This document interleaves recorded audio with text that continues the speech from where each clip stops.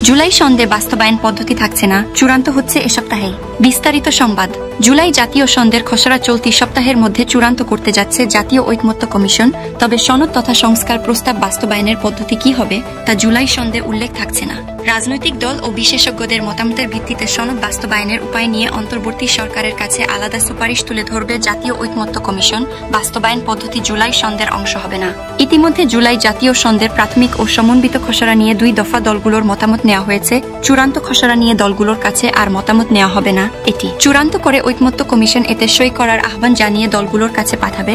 তাতে সই করবে কিনা সেটা দলগুলোর সিদ্ধান্ত।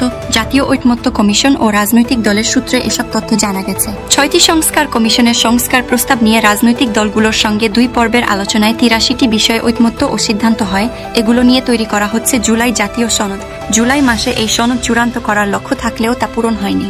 সংস্কার প্রস্তাব বাস্তবায়নের অঙ্গীকারনামা ও বাস্তবায়ন পদ্ধতি নিয়ে রাজনৈতিক দলগুলোর মতভিন্নতার কারণে এটি আটকে আছে। সংশ্লিষ্ট সূত্র জানায়, জুলাই জাতীয় সনদ বাস্তবায়ন পদ্ধতি নিয়ে রাজনৈতিক দলগুলোর সঙ্গে অনানুষ্ঠানিক আলোচনা করছে ঐকমত্য কমিশন।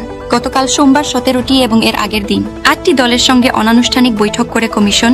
এর আগে বিএনপি, জামায়াতে ইসলামী ও জাতীয় নাগরিক পার্টির এনসিপি সঙ্গেও কমিশনের অনানুষ্ঠানিক আলোচনা হয়েছে সংস্কার বাস্তবায়নের পদ্ধতি নিয়ে দলগুলোর মতভেদ প্রকট।